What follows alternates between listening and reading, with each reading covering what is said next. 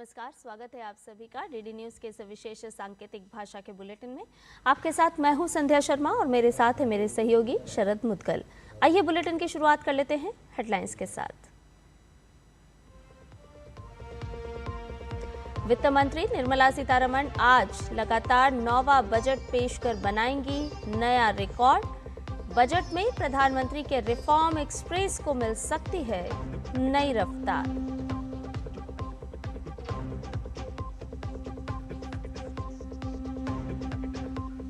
रविवार होने के बावजूद आज खुलेगा शेयर बाजार। निवेशक बीएसई और एनएसई में कर सकेंगे सामान्य ट्रेडिंग।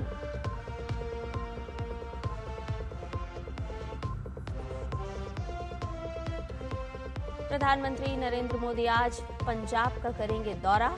आदमपुर एयरपोर्ट नाम बदल कर करेंगे गुरु रविदास जी एयरपोर्ट। हलवाड़ा एयरपोर्ट के नए टर्मिनल भवन का भी करेंगे उद्घाटन। अमेरिका के साथ बढ़ते तनाव के बीच नरम पड़ा ईरान। कहा बातचीत के लिए रूपरेखा तैयार करने पर काम जारी।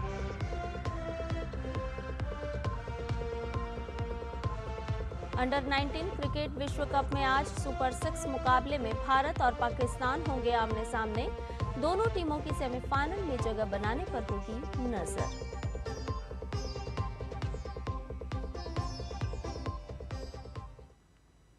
सभी खबरें विस्तार के साथ जानते हैं। वित्त मंत्री निर्मला सीतारमण आज लगातार 9वीं बार बजट पेश करेंगी। आज पेश होने वाले बजट से आम लोगों को काफी उम्मीदें हैं। इस बार नजरें सीमा शुल्क सुधारों पर टिकी है। माना जा रहा है कि बजट से सोना चांदी सस्ता हो सकता है। इनकम टैक्स की नई रिजिम में स्टैंडर्ड डिडक्शन बढ़ाया जा सकता है। माना जा रहा है कि इस बार डिफेंस, ग्रीन एनर्जी और हेल्थ केयर पर सबसे ज़्यादा जोर रहेगा। उद्योग जगत के साथ साथ महिलाओं, किसान, युवाओं और टैक्स पेयर्स को भी इस बजट से काफ़ी उम्मीदें हैं। आज देश का आम बजट पेश होगा और आज रविवार का दिन भी है। आमतौर पर शेयर बाजार शनिवार और रविवार को बंद रहता है, लेकिन वित्तीय वर्ष 2026-27 के बजट भाषण को देखते हुए नेशनल स्टॉक एक्सचेंज और बॉम्बे स्टॉक एक्सचेंज ने घोषणा की है कि इस दौरान शेयर बाजार खुले रहेंगे और सामान्य दिनों की तरह कारोबार होगा। नॉर्मल मार्केट सुबह 9:15 यानी कि 9:15 बजे से शुरू होकर दोपहर 3:30 बजे तक नियमित कारोबार करेगा।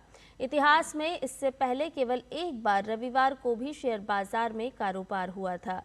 वो दिन था 28 फरवरी 1999, जब देश के प्रधानमंत्री अटल बिहारी वाजपेयी थे। उस समय रविवार के दिन भी घरेलू शेयर बाजार में कारोबार हुआ था।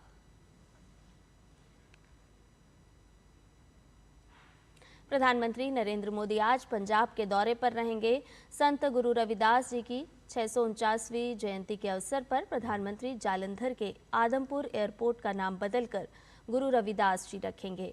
ये फैसला संत गुरु रविदास जी के समानता, करुणा और मानव गरिमा के संदेश को सच्ची श्रद्धांजलि माना जा रहा है।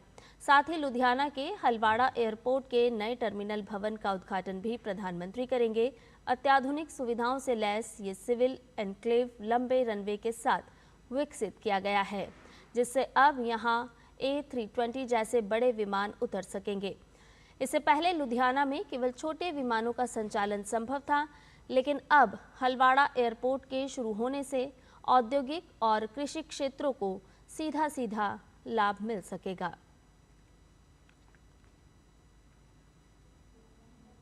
पाकिस्तान की सरकार ने कल शाम अटारी सीमा से 7 भारतीय नागरिकों को रिहा किया। इन लोगों को अटारी बॉर्डर पर तैनात भारतीय सेना के हवाले किया गया, जिसके बाद इन्हें मेडिकल जांच के लिए भेजा गया। दरअसल ये लोग 2023 में आए बाढ़ में बहकर पाकिस्तान चले गए थे। रिहाई के बाद स्वदेश लौटने पर इन लोगों ने खुशी जाहिर की। साथ ही केंद्र सरकार का धन्यवाद करते हुए अन्य फंसे हुए लोगों को भी वापस देश बुलवाने की अपील की। वहीं अटारी सीमा पर मौजूद अधिकारी ने बताया कि इन लोगों में 6 पंजाब के और एक यूपी का युवक शामिल है। बारिश और आंधी को लेकर इस वक्त बड़ी चेतावनी सामने आई है। मौसम विभाग ने अगले 2 से 3 घंटों के लिए कई जिलों में तेज खराब मौसम की आशंका व्यक्त की है। उत्तर प्रदेश के अलीगढ़ और मथुरा में रेड अलर्ट है। यहाँ तेज आंधी, बिजली गिरने, ओलावृष्टि और भारी बारिश की संभावना है। साथ ही हवा की रफ्तार करीब 60 किलोमीटर प्रति घंटे तक जा सकती है। वहीं दिल्ली के कई हिस्सों, पश्चिमी यूपी और पूर्वी राजस्थान के जिलों में ऑरेंज अलर्ट जारी है। यहाँ गरज चमक के साथ आंधी और मध्यम बारिश हो सकती है। हवा भी 40 से 60 किलोमीटर प्रति घंटे तक चल सकती है। मौसम विभाग ने लोगों को खास सावधानी बरतने की सलाह दी है। आंधी और बिजली के दौरान पेड़ों के नीचे या कच्चे और कमजोर ढांचों के पास खड़े होने से बचें। बेवजह घर से बाहर निकलने से परहेज करें। अगर सफर पर निकलना जरूरी हो तो पहले सड़क और ट्रैफिक की स्थिति की जानकारी जरूर ले लें। साथ ही प्रशासन और स्थानीय एजेंसियों की ओर से जारी निर्देशों का पालन भी करें। अंतर्राष्ट्रीय खबरों में अमेरिका के साथ बढ़ते तनाव और सैन्य टकराव की आशंकाओं के बीच ईरान ने दावा किया है कि दोनों देशों के बीच बातचीत में प्रगति हो रही है। ईरान के शीर्ष सुरक्षा अधिकारी ने शनिवार को कहा कि मीडिया में चल रही अटकलों और युद्ध के माहौल के बावजूद कूटनीतिक स्तर पर संवाद की प्रक्रिया आगे बढ़ रही है। हालांकि इसी बीच ईरान के सेना प्रमुख ने अमेरिका और उसके सहयोगियों को किसी भी सैन्य कार्रवाई के गंभीर परिणामों की चेतावनी भी दी है। ईरान की सर्वोच्च राष्ट्रीय सुरक्षा परिषद के प्रमुख अली लारिजानी ने कहा है कि अमेरिका के साथ बातचीत के लिए आवश्यक ढांचागत व्यवस्थाएं आगे बढ़ रही हैं और इस संबंध में जानबूझकर भ्रामक प्रचार किया जा रहा है। लारिजानी का ये बयान ऐसे वक्त में आया है जब एक दिन पहले ही रूस के राष्ट्रपति व्लादिमीर पुतिन के साथ उनकी मॉस्को में हुई बैठक की जानकारी दी थी, जिसे क्षेत्रीय कूटनीति के लिहाज से खासा अहम माना जा रहा है। कोस्टा रिका रविवार यानी आज राष्ट्रपति चुनाव में वोट देने के लिए तैयार है। सर्वेक्षणों के मुताबिक देश में एक राइट विंग पॉपुलिस्ट उम्मीदवार लौरा फर्नांडिस सबसे आगे चल रहे हैं। ये चुनाव ऐसे समय में हो रहा है जब ड्रग तस्करी और हिंसा में तेजी ने इस देश की शांतिपूर्ण छवि को झकझोर के रख दिया है। वहीं फर्नांडिस ने अपने अभियान में वर्तमान राष्ट्रपति और उनके मेंटर रोड्रिगो चावेज की नीतियों को जारी रखने का वादा किया है। लोग इस चुनाव को चावेज की नेतृत्व और अपराध के खिलाफ उनकी सख्त नीतियों पर एक जनमत संग्रह के रूप में देख रहे हैं।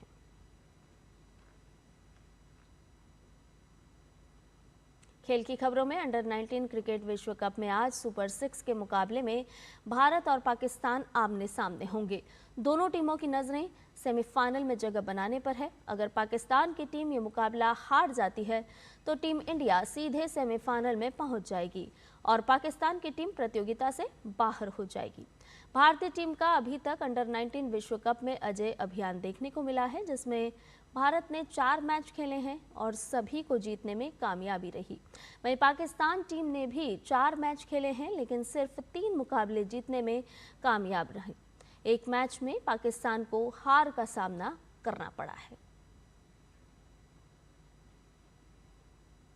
ऑस्ट्रेलियन ओपन के पुरुष एकल फाइनल में आज नोवाक जोकोविच का सामना कार्लोस अल्कराज से होगा।